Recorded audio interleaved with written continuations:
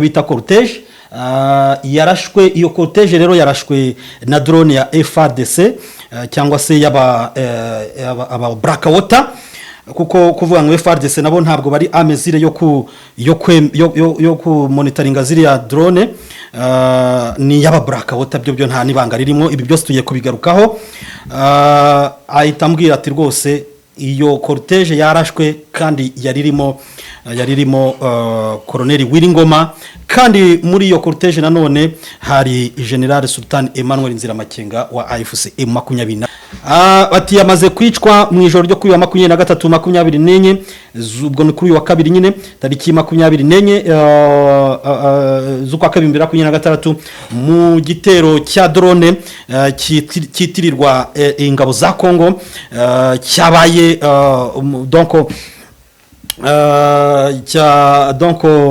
ni biri mu gutangazwa n'abayobozi bo hejuru muri iyi movement cyangwa se muri iyi mouvement politico militaire ya AFC M23. Ati nanone rero itangazo riri buze gutangwa mu buryo buri officiel. Ubwo turimo turakina noneho tureba document metallique z'abandi kugeza ubu tuvugana. Makuru amaze kuba kimomo. Amakuru rero yakomeje kugenda asirikira mu mbuga nkoranyambaga, aravuga ati uburasirazuba bugushisha no kubona Wiringoma yishwe, nyamara yari ishiga, tureke kuvuga ko ari iry'inyuma ariko ryari iry'iruhande, yari umwe mu mashyiga atatu akomeye hariya muri M23 mu Kamaro yari afite ku mirongo y'urugamba. Akaba rero yarashwe n'iyi drone yabasanze mu nzira mu gice cy'istrategique cyahariya mu Rubaya, aho rwose yari muri cortege ya bwana General Sultan Makenga.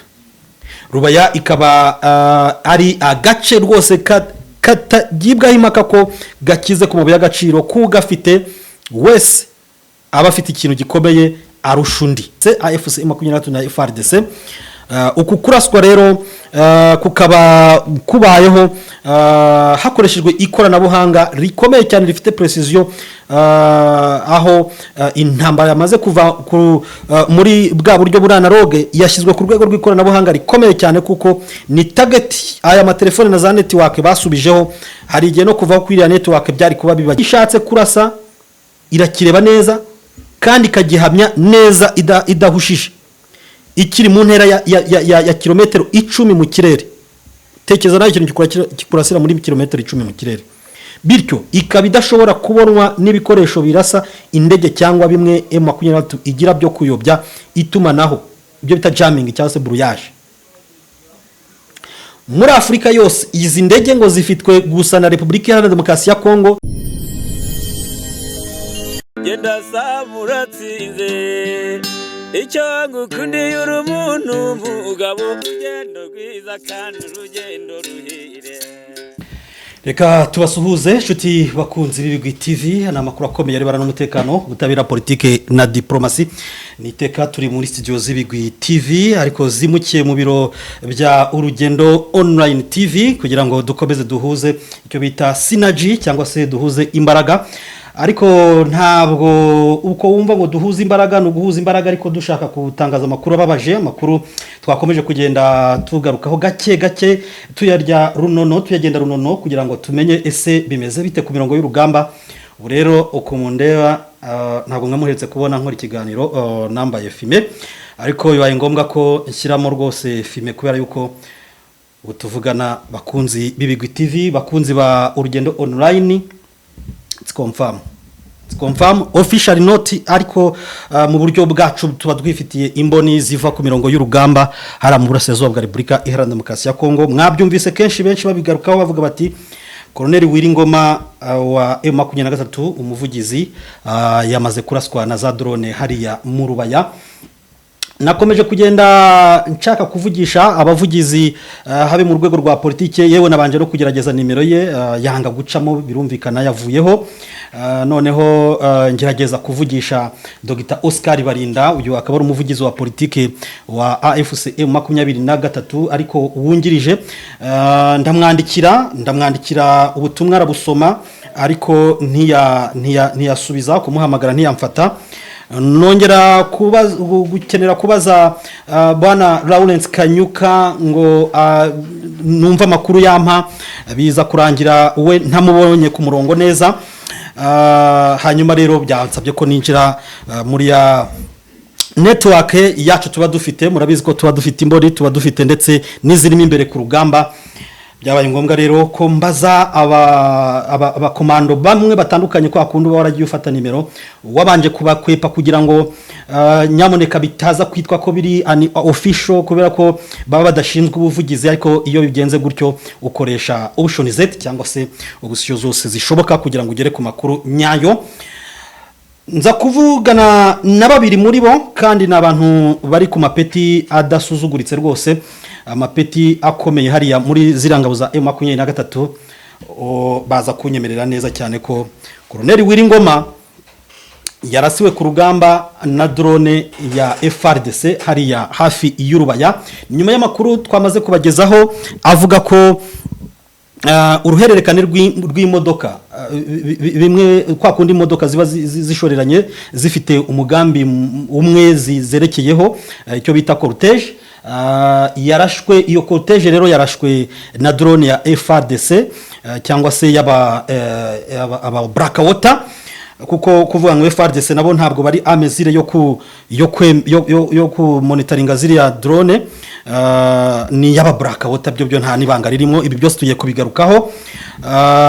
Ahita ambwira ati rwose iyo cortege yarashwe kandi yaririmo Colonel Wiringoma, kandi muri iyo cortege nanone hari General Sultan Emmanuel Nziramakenga wa AFC M20 n'ubutegetsi bwe budashyira mu gaciro, buvangura amoko, ubutegetsi bwamunzwe na ruswa, mbese ntibajya imbizi na gatoya. Murabyibuka ko igihe Constant Mutamba yari ministre w'ubutabera muri Republika ya Demokarasi ya Kongo yamushyiriyeho na mandat d'arrêt, amushyiriraho miliyoni enye zose z'idolari ngo bamute muri yombi. Uyu rero nta na rimwe azigera yumvikana na Tshisekedi, na cyane ko buriya nawe ari mu bantu bateganyijwe ko bazaza mu biganiro byo kunga abanyekongo, bimwe byitwa ibiganiro biri inclusive cyangwa se bihuriweho.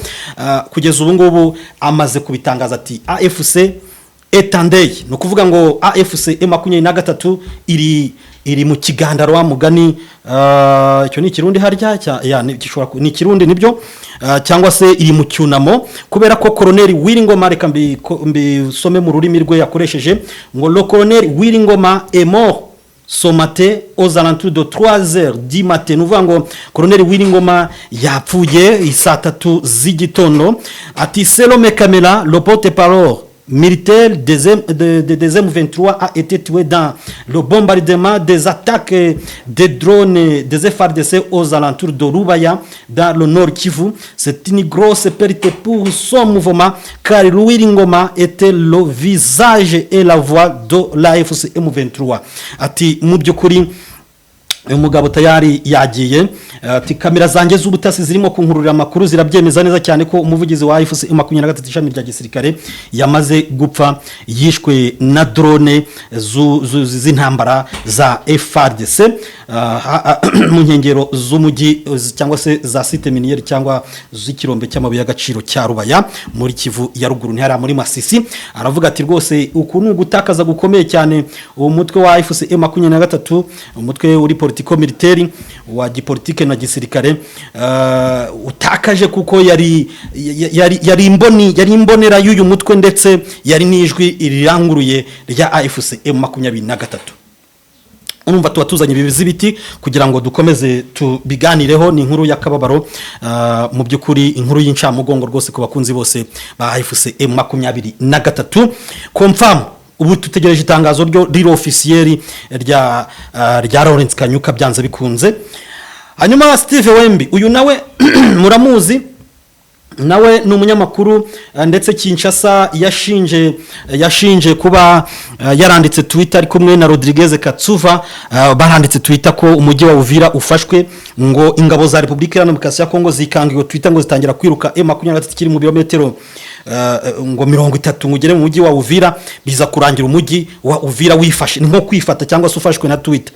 Byarabatangaje cyane kuko bashyizwe mu gatebo kamwe k'itangazamakuru ngo rikorera cyangwa se ritanga ibitekerezo ariko riri pro Kigali cyangwa se riri ku ruhande rwa leta y'u Rwanda kuko Kongo yiteka iba yumva yirwana rwa rugambi birwanye n'ingabo z'u Rwanda RDF nubwo u Rwanda rw'ibyo bintu murabizi ko rubyakarira kure.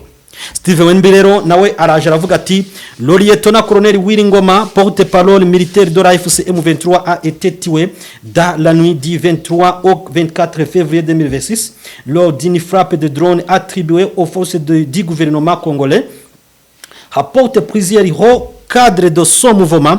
Un communiqué officiel sera publié dans les prochaines minutes, indique les mêmes sources. Nous vango bien nahoze mbabwira nti rwose byanze bikunze itangazo rigiye kuza vuba riri officiel. Na barakubwira ati Lieutenant Colonel Wiringoma wari umuvugizi wa AFC M23 cyangwa sukiriwe no kubera yuko n'ubundi ntibaramusimbuza kandi intwari nipfa umusirikare nk'uyu nguyu ntabwo bavuga ko yapfuye abatabarutse. Bati yamaze kwicwa mu ijoro ryo kuri 23-24 ubwo ni kuri wa kabiri nyine tariki 24 z'ukwa kabiri 2026 mu gitero cya drone kitirirwa ingabo za Kongo cyabaye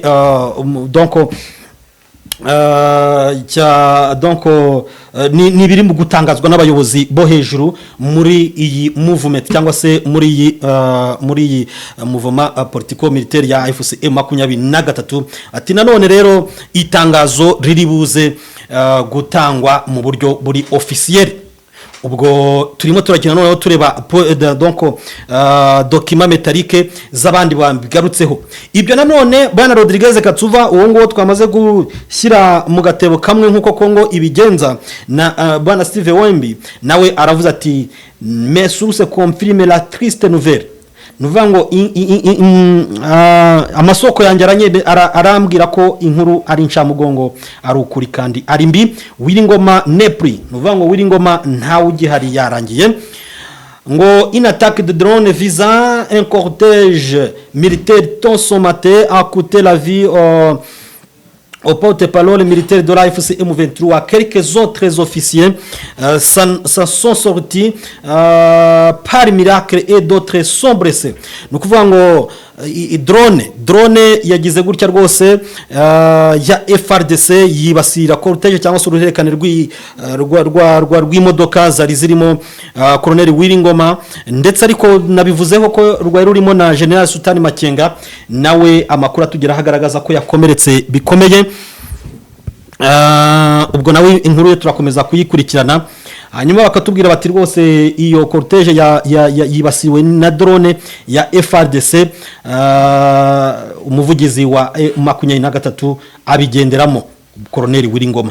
Abandi bakomeretse gusa bavuyemo kubw'amahirwe cyangwa se kubw'ibitangaza abandi bavuyemo donc bamwe bakomeretse abandi bavamo kubw'ibitangaza Imana yakinza akaboko. Kinshasa a activé le mode attaque depuis quelques jours. Nuvango Kinshasa yakajije yahinduye urugamba yarushyize ku rundi rwego yahinduye strategie z'imirwano ngo Kinshasa rwose yahinduye uburyo bw'imirwanire ngo ingirima irakoresha drone ndetse n'icyarimwe no ku butaka bari kurwanira hamwe. Ngoreze FARDC Wazalendo FDNB MRCNL de 8 pays attaque AFC M23 simultanément sur plusieurs fronts en violation de cessez-le-feu accepté par les deux parties.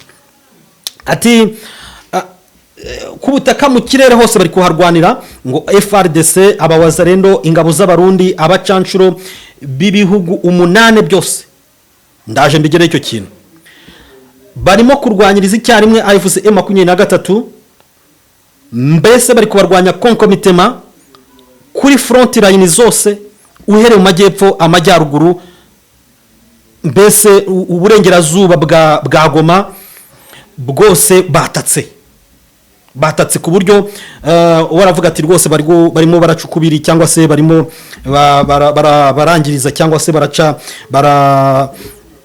kuri ijambo ryarimbana rinini cyane violation kurishyira mu kinyarwanda rijya ringora cyane ariko nyine ni kwa kwica dufate kwica cessez-le-feu guhagarika imirwano babirenzeho ngo il faut aussi signaler que des civils aussi tombent malheureusement dans certaines attaques aveugles de drones ngo tugomba kubabwira ko nanone n'abasivile bari kugwa kuri muri ibi bitero biri kuraswa na za drone ariko mu buryo buhumirije cyane ngo la guerre a repris no kuvuga ngo intambara yubuye bushyashya ngo ariko Kinshasa va assumer la conséquence de cette énième violation de cessez-le-feu medi une haute source de la FCM M23 baramubwira bati mu by'ukuri abamuhaye amakuru bati iyi Kinshasa iri buze kubona ingaruka z'uku kongera kwica cessez-le-feu nkuko umuyobozi mukuru hariya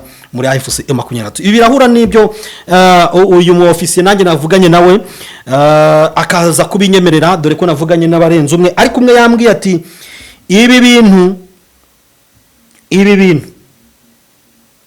turabona ko baramwishe bishe umuntu ariko ntago bishe impamvu yacu ntabwo ndibuze kuvuga ngo ninde wamuhaye aya makuru atariko ntabwo bishe impamvu ahubwo batwongeremo ikibatsi cyo kubakubita seriously mu buryo bukomeye cyane batubunga urugamba nibwo tugiye kurukora baduhaye umwanya batanze icyuho tugiye kukinyuramo sasa turaje tubonane ako kanya Daniel Micombero nawe muramuzi ko we ari ku ruhande rwa Republika Iharanira Demokarasi ya Kongo aravuga ati umuvugizi wa donc le porte-parole militaire du M23 Wiringoma tiwe dans une frappe de drone à Rubaya ngo drone yamukubitiye i Rubaya M23 yitakaje Colonel Wiringoma ati umuvugizi wa gisirikare wa coalition ya AFC M23 we ahita yongeraho ngo na RDF ngo Wiringoma ngo yiciwe ndagerageza kuko ndabona bishobora kuba birebire kandi ndashaka kujya twihute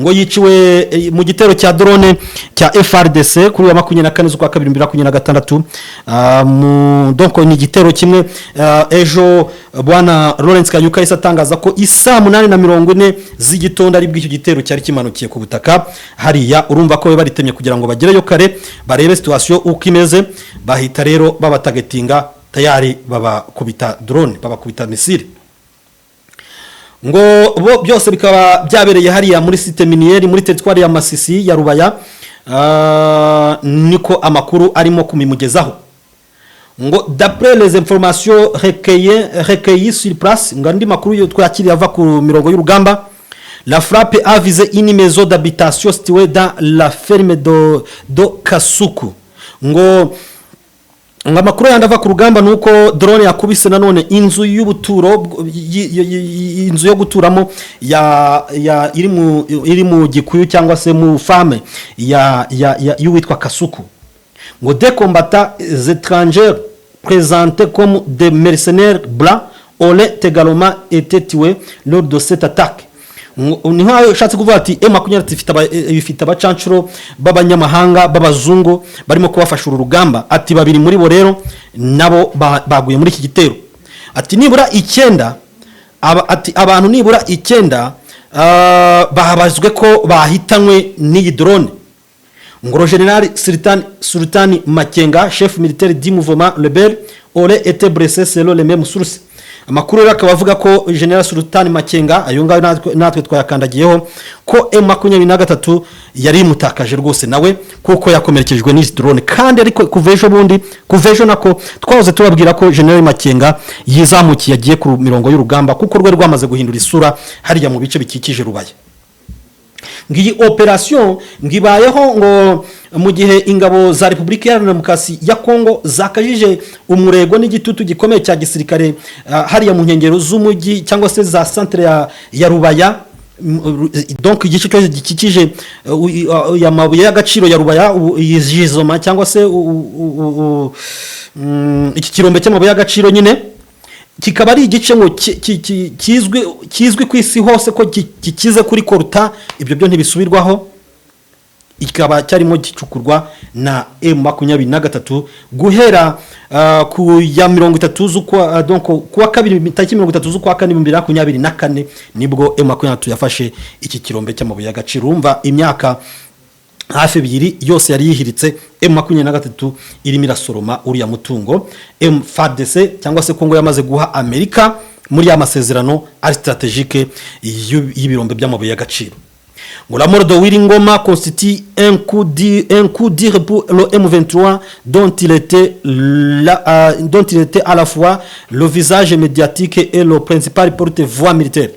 Ngo urebye rero ngo iyi drone ngo yishe Wiringoma ngitwaye umuntu ukomeye cyane kuri M23 ngo kuko yari icyarimwe isura yitangazamakuru rya AFC M23 ngo kandi akaba ari n'umuvugizi wa mbere wa gisirikare muri iriya mutwe ngo kumutakaza birakomeye cyane. Abandi bari mu bacibango bati les FARDC ont mené des frappes d'une grande intensité et d'une précision remarquable. Un convoi militaire de la AFC M23 a été bombardé entraînant la mort de nombreux combattants. Parmi eux figure une personnalité clé du mouvement, son porte-parole Wiringoma. Ngo FARDC yateguye igitero gifite uburemere buhambaye cyane ngo avec précision remarquable, nuvuga ngo itahusha ku ntego na gatoya bikomeye, ngo irasa kabisa uruhererekane rw'imodoka za FC M23 bituma hapfa benshi cyane mu barwanyi ba M23. Aho ngaho hakaba harimo umuntu ukomeye ari we Colonel Wiringoma umuvugizi. Urabyumva ibi bintu amakuru tuzanye yo nta guhusha rwose, ayayo ni hatari, nta kundi byagenze. Abakunda M23 mwese mwihangane, nta kundi byagenda. Le porte-parole militaire na makuru yisubiramo turibuza gukomeza dukorana n'izindi update wa AFC M23 Wiringoma yishwe mu gitero cya drone. Ibi byose nibyo bari kugenda bagarukaho n'ingabo za Republika ya Demokarasi ya Kongo 24 z'ukwa 2023 saa 8:40 mu birombe by'amabuye y'agaciro bya Rubaya. Ibyo ngibyo rero ubyemeje we hano nkuko tazama ibivuga n'umuntu wibereye hariya mu gice cya Kivu ya ruguru hariya hafi y'ibirombe. Ati rwose yanarashe inzu yo guturamo yari ku gasozi kegereye Rubaya. Aho ngaho ni handi bakubwira ngo barashe mu ifamu ngo Wiringoma. Noneho uyu nguyu we ni Revera Christine Coleman. Uyu nguyu ntavuga rumwe n'ubutegetsi bw'u Rwanda, uyu nguyu u Rwanda ni rumwemera, uyu nguyu mbese ni ari ku ruhande rwa Republika Iharanira Demokarasi ya Kongo. Nawe ati Wiringoma wari warahanwe na Leta Zunze Ubumwe za Amerika, akaba yari inyeshyamba ya M23 aho ku muvugizi yishwe. Ati mu byukuri imbuga nkoranyambaga z'u Rwanda ngo n'izindi zose social media zose abarimo kuvuga bose bari kuvuga ko yishwe, ariko uyu nguyu ntago yakabyemeje. Ati Leta Zunze Ubumwe za Amerika zabwiye zarabivuze ko Republika ya Demokarasi ya Kongo ari igihugu gifite kugira ubudahangarwa bw'igihugu kikubahwa, gifite ubwo burenganzira kandi gifite n'uburenganzira bwo kwirwanaho. Awaravuga ati ni nkaho nta kintu turabona. Ati ahubwo ingabo z'u Rwanda nimuve ku butaka bwa Republika Iharanira Demokarasi ya Kongo. Ibi ni bya bindi bakomeza kwemeza ariko u Rwanda rwo murabizi ko rutabyemeza. Abandi bati Wiringoma koko muvugizi wa M23 yishwe n'indege zidasanzwe za drone hariya mu Rubaya. Amakuru akaba akomeza yava mu nzego z'umutekano arabyemeza neza cyane ko Wiringoma donc wari nk'umuyobozi w'ubuvugizi bwa gisirikare bwa AFC M23 yamaze kwicwa mu gitondo cyo kuri uyu wa 24 arashwe na drone za Republika Iharanira Demokarasi ya Kongo hariya mu Rubaya. Ati rwose muri teritware ya Masisi kugeza ubu tuvugana amakuru amaze kuba kimomo. Amakuru rero yakomeje kugenda asirikira mu mbuga nkoranyambaga aravuga ati uburasirazuba bugushisha no kubona Wiringoma yishwe nyamara yari ishiga tureke kuvuga ko ari iry'inyuma ariko ryari iry'uruhande, yari umwe mu mashyiga atatu akomeye hariya muri M23 mu Kamaro yari afite ku mirongo y'urugamba. akaba rero yarashwe n'iyi drone yabasanze mu nzira mu gice cy'istrategique cya hariya mu Rubaya, aho rwose yari muri cortege ya bwana General Sultani Makenga. Rubaya ikaba ari agace rwose katagibwaho impaka ko gakize ku mabuye y'agaciro, ku gafite wese aba afite ikintu gikomeye arusha undi. Iyi zone rero ikaba ifite ikirombe cy'amabuye y'agaciro kizwi ku isi cyane ko Rutari nta handi uyibariza ari hariya, kuko icontributinga ku kigero cya 15% ya koruta y'isi yose, n'andi mabuye y'agaciro adasanzwe akenerwa n'inganda zikora ibya electronique mpuzamahanga cyane cyane za hariya muri Leta Zunze Ubumwe za Amerika. Izi ngizi zikaba zishinja M23 kuba, kandi zarabivuze zaradekaye kuba aya mabuye acukurwa ariko agatwarwa na societe z'abashinwa zidasobanutse, bityo ko Amerika itazigera iyemerera ubushinwa ko bukomeza gucukura ari amabuye y'agaciro. Ejo bundi mwumvise Colonel Edi Kapende, uyu nguyu azwiho kuba yarashinjwe cyangwa se yarahamijwe ibyaha byo kwica Joseph Laurent Désiré Kabila, bikaza kurangira afunguwe ku bwa Tshisekedi. Yamugororeye rero kujya kuko ku bwa Kabila fisi we yamufunze arakatirwa rwose, bamufunguye ku bwa Tshisekedi. Rero icyo cyo bwacyo ni ikimenyetso cyuko yatagombaga kumvikana na Laurent Désiré Kabila na Joseph Désiré Kabila. Hanyuma rero biza kurangira mufunguye amujyana hari Katanga. Ejo bundi yahaye gasupa abashinwa aravuga ati nimutagendera ku mategeko yacu turabamerera nabi.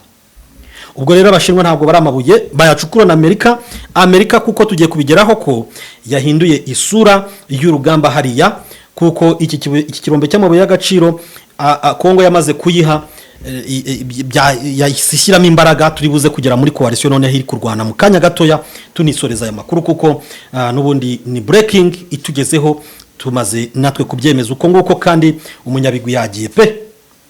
Wiringoma est présenté comme l'un des visages les plus médiatisés du M23, groupe armé actif dans l'Est de la République démocratique du Congo. Depuis février 2024, il y figure sur la liste des sanctions du Conseil de sécurité des Nations Unies visant certains responsables du mouvement. Wiringoma guhera mu 2024 mu kwa kabiri yashyizwe ku rutonde rw'abantu bari ku bihano by'akanama karoni gashinzwe umutekano, kandi akaba ari urutonde ruriho n'abandi bayobozi bakuru ba FC23. Murabizi ko ba General Sultani Makenga, ba Corneille Nanga, ba Bertrand Bisimwa bose baruriho barahanwe, ba Lawrence Kanyuka bose barahanwe, nubwo ibyo bihano bitagira impact yari yose. Ngo amakuru rero ari buze kwemezwa mu kanya gatoya, ariko nanone operation irakomeje kandi irakomeye hagati ya M23 ndetse na FARDC, AFC M23 na FARDC. Uku kuraswa rero kukaba kubayeho hakoreshejwe ikoranabuhanga rikomeye cyane rifite precision, aho intambara yamaze kuva muri bwa buryo buranalogue yashyizwe ku rwego rw'ikoranabuhanga rikomeye cyane, kuko ni target aya matelefone na za network basubijeho. Hari igihe no kuva ku iriya network byari kuba bibagirira akamaro, ariko kuba barakoze ibishoboka byose bakayisubizaho byo bibashyira mu kaga. Network ndetse na network ya internet na network isanzwe y'amatelefone. Kugeza kuri uru rwego rero urupfu rwa Colonel Wiringoma ntabwo ruratangazwa officiellement, donc haracyatenyerejwe ko abayobozi babyemeranyaho, na cyane ko buriya utanga go ahead wa mbere ni General Sultani Makenga, nawe rero amakuru akaba tugera avuga ko yakomerekeye muri iki gitero. Ubwo ariko mu kanya byanze bikunze ntabwo biri buze kugenda gutyo, bari buze kutangariza ko uyu mukoloneli yamaze kuva mu buzima, kuko ayo makuru yo twamaze kuyakandagira hariya mu nkengero za Rubaya muri Masisi mu mabuye y'agaciro hariya amajyaruguru. Amakuru turakomeza kugenda tunayakurikirana. Ahangaha barakubwira batari kubundi mu byukuri bimeze bite, drone ya murashe ni gatiki muri rusange. barakubwira ngo uduce twa F23 turi kugabwaho ibitero by'indege zitagira abapilote z'igisirikare cya FARDC zifite ikoranabuhanga rihambaye. Donc ni za zindi zo muri generation ya nyuma hahandi uvuga uti izi zo zije ari gaheza amaradari ntazibona, ziragenda zigakora icyo bita brouillage cyangwa se zigakuraho ma GPS ibiki n'ibiki. Ngo indege yitwa undi ngo ni indege yitwara y'abashinwa yitwa Wing Lung 2, iyo ngiyo niyo drone iri gukora bira bintu gikomeye cyane mu bitero kandi iri gukoreshwa cyane muri iki gihe. Ngo nibura eshatu zaguzwe na FARDC mu kwezi k'Ukuboza 2025, iyo nama kuri tugeraho no muri Mutarama 2026. Aya mababa y'iki donc bayise ngo Dragon Wings nawe wumve ngo bahise amababa y'ikiyoka, amababa y'ikiyoka Dragon Wings. Ngo ari gutera ibisasu mu duce tugenzurwa na FCM23 kandi bari guhana bihanukiriye ingeshyamba, ariko rimwe na rimwe abaturage b'abasivile bakabigwamo. Ngo iyi ndege rero irakomeye cyane, bikomeye cyane. Ngiyi ishobora gutwara ibiro bigera kuri 500 by'ibisasu, harimo na bya misile bitandatu zifatiyeho. Ishobora kumara amasaha agera kuri 32 iri mu kirere ikora idakeneye kuruhuka. Naye wumva indege iri gukoreshwa hari, wumva urwego urugamba rwashyizweho. Umuvuduko wayo igendera ugera kuri kilometero 400 ku isaha. Banzu tekereza gato y'ubyiyumvisha ibyo bintu. Irebera icyo ishatse kurasa, irakireba neza kandi kagihamya neza idahushije. Ikiri mu ntera ya kilometero 10 mu kirere. Tekereza nayo ikintu kikurasira muri kilometero 10 mu kirere. Bityo ikaba idashobora kubonwa n'ibikoresho birasa indege cyangwa bimwe M23 igira byo kuyobya itumanaho, ibyo bita jamming cyangwa se brouillage. Muri Afrika yose izi ndege ngo zifitwe gusa na Republika Iharanira Demokarasi ya Kongo, zifitwe na Libya, zifitwe na Misiri, zifitwe na Nigeria, zifitwe na Maroc ndetse na Nigeria. Kuva mu kwa mbere 2026 nkuko donc amakuru atugera habivuga, ndetse n'umunyamakuru Rodriguez Katsuva usanzwe nawe yamaze kubyivugira akadashobora kujya mu kinyoma cya Republika Iharanira Demokarasi ya Kongo, asanzwe ashyigikira M23 nyine, yavuze ko Kinshasa ubwayo ubu ifite ingufu zisumba kure cyane iza AFC23 n'abazifasha.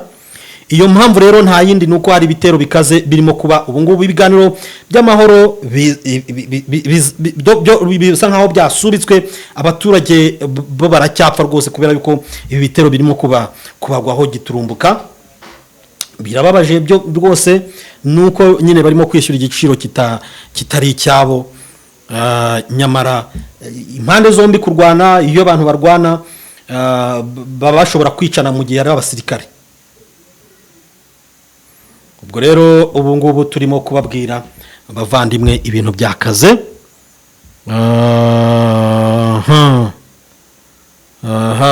Ibintu byakaze Rubaya. Andi makuru ari kugenda nsumira ndibuze kubigarukaho nitonze nuko yamaze gufatwa. Wazarendo natagiye kuzibona zibyinamo rwose zivuga ngo turi muri Rubaya, ariko ndacyashaka amasuruse neza kugira ngo nze kwibagezaho itomoye. Mu kanya rero hasohotse icyo twakita itangazo ryo kubika, baryise communiqué nécrologique cyangwa se ni itangazo ryo kubika uwagiye. Reka turyegereze gakeya turibasomere, hanyuma ariko ririmo gakubo kuko ntabwo riri confirm, ntabwo nahoze nanye checkinga accounts cyangwa se imbuga nkoranyambaga aho bacisha amatangazo mbere yuko tugeraho, cyane cyane iyo tutarafata initiative ngo twihamagarire, aho bavuga bati M23 ngo niyo iryanditse, baryise communiqué nécrologique. Ngo c'est avec douleur et consternation que l'Alliance Fleuve Congo AFC23 annonce le décès du camarade Wiringoma, porte-parole militaire au sein de la coordination politique. Camarade Wiringoma au sein de la coordination politique, camarade Wiringoma, porte-parole militaire, a lâché la vie dans une circonstance tragique survenue ce 24 février 2026 à 9h du matin près de Rubaya.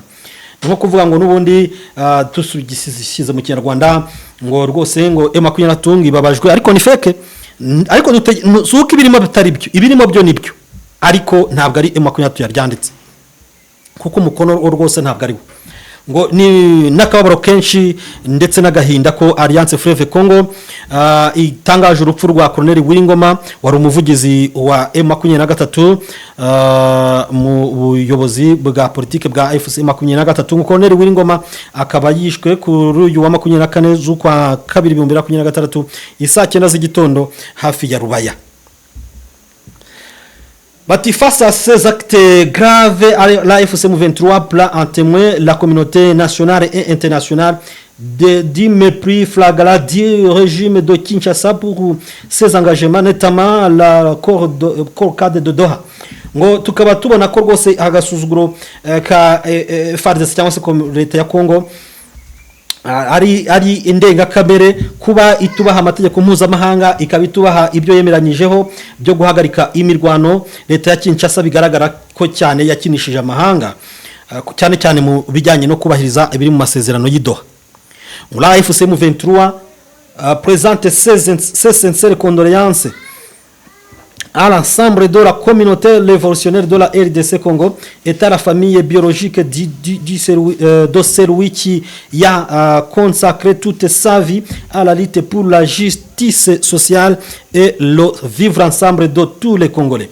Ngo rero AFC 23 ikaba yifatanyije mu kababaro n'umuryango wose w'abaharanira impindura amatwara ndetse n'umuryango w'amaraso wa Colonel Wiringoma wari warahaye ubuzima bwe bwose ubutabera rusange ndetse no kwishyira ukizana no kubana kw'abaturage ba Repubulika ya Demokarasi ya Kongo mu mahoro. Bahita bandika ngo bikorewe Igoma ku 24 z'ukwa 2026 arangije ngo ni witwa Arumba Rukamba Omokoko ngo directeur do cabinet AI nuvuga ngo n'umuyobozi mukuru w'ibiro ariko wungirije wa Alliance Fleuve Congo, ubwo ni mu biro kwa Corneille Nanga witwa Arumba Rukamba Omokoko yashyizeho sinya ndetse na kashe, ariko umukono wo ntabwo bihura bamufabrikiye. Hanyuma mu kanya kwebwe twitegerereje itangazo ridasubirwaho, iri ntabwo ari ryo ariko ibirimo byo kandi n'amagambo ayonga bafaburitse bagendeye kuyo bwana Lawrence Kanyuka amaze iminsi yandika n'ubundi ni kwa kugaragaza ko Kongo yarenze ku masezerano ibintu nk'ibyo ngibyo. Ibirimo byo Colonel Wiringoma bamukundaga mwese mwihangane. Hanyuma rero amakuru nyine twakomeje kugenda tubigarukaho ko General Sultan Emmanuel Nziramakenga uyu nguyu nawe yakomerekeye bikomeye muri kiriya gitero, ndetse rwose amakuru ava mu gisirikare ariko mu buryo butari official mujye mwumva ko tuba dufite imboni. Aravuga rwose ko abantu benshi abasirikare benshi cyane bo muri M23 kuko murabanza mwumve ngo iyo cortege yari irimo bangana iki, yarimo abantu bangana iki, yari nini. Hanyuma ahantu haguye Colonel haba haguye bangahe bamuherekeje, na cyane ko baba bizi ko bari kwerekeza mu gice cy'imirwano bagomba kuba ari benshi. Hanyuma general ahantu ari haba hari abantu bangana iki, ni benshi. So hapfuyemo rero abantu benshi, nubwo Colonel Wiringoma ari we mustari wenda turi kugarukaho, ndetse na General Sultan Makenga akaba yakomeretse. Ibyo turimo kubigarukaho turaza kuba tubikonfaminga nuko bimeze.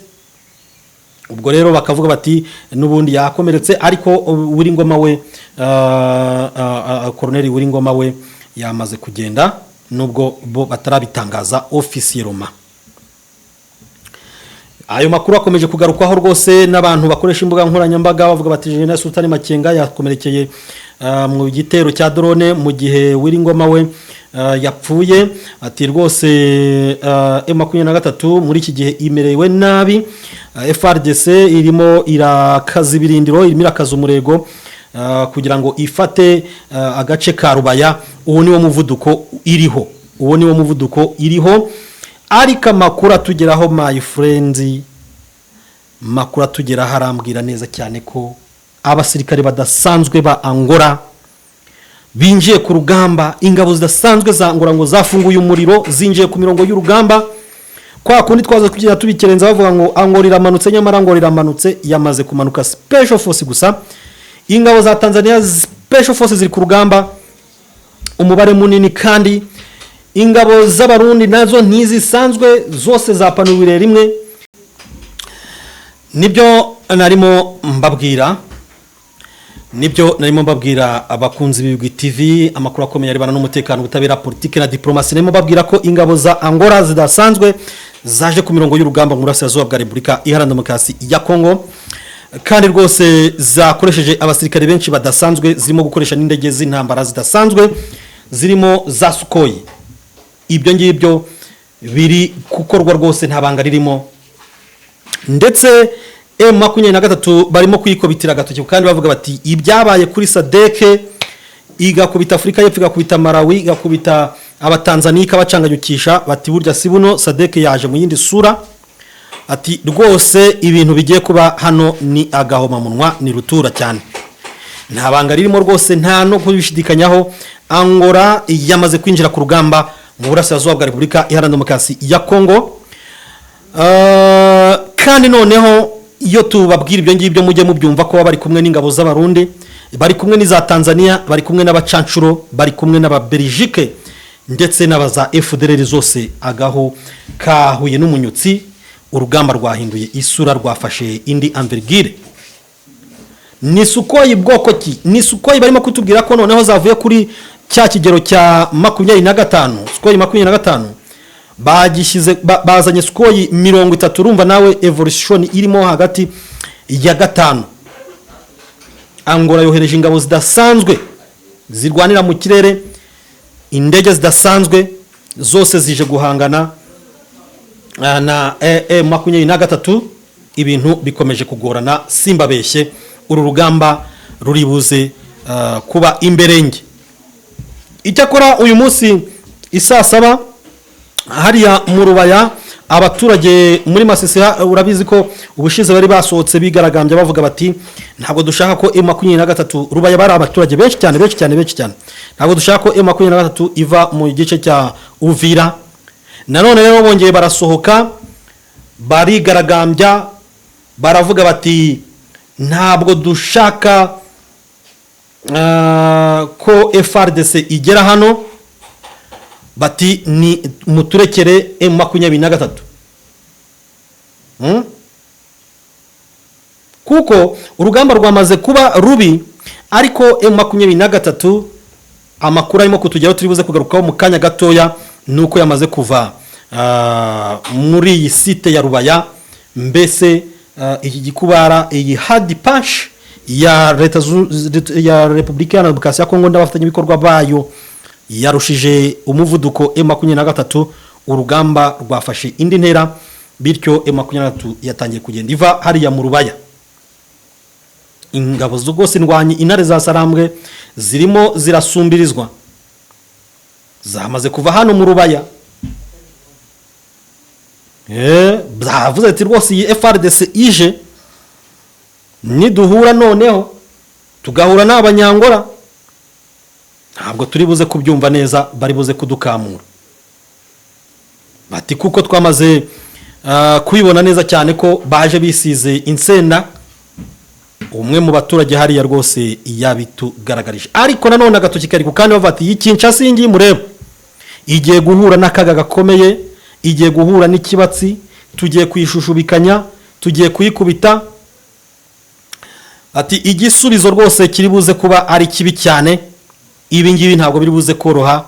Bati ibi baraza kubyishyura, barabyishyura mu giciro kiremereye cyane, barakishyura. Bati Kongo iyi ngiyi Kinshasa iyi ngiyi irimo kutugabaho ibitero za drone ahangaha, ubu tuvugana turahaguruka, duhagurutse iraza kutubona neza, iraza kudusobanukirwa, iraza kumenya ngo urugamba rukwiriye kuba rurwanwa rute. Ayo ni amakuru arimo kutugeraho rero nshuti bakunzi b'Ibigwi TV, namwe mubana na Urugendo Online TV. tubashimire cyane nitwa Jerome Munyentwari turi buze gukomeza tubaha update ibintu byakomeye hariya ubu mukanya dutegereje gukonfaminga makuru yuko Rubaya yamaze kuvamo bitewe nuko twamaze gutangira kubona iriburiro cyangwa se imbanziriza umushinga wuko baraba Wazalendo batangiye kubyina intsinzi hariya muri Rubaya bavuga bati dukuyemo M23 reka tubashimire cyane rero tuze kongera gusubira bwana sigizana rye komiseri ryibagirwa Jerry Beji agari kuhaga bw'ibyubakari ni volatile ni memory volatile ni volatile ya memoire ariko na yibukaga Jerry rero wakoze cyane tugushimire cyane turibuze kongera gusubira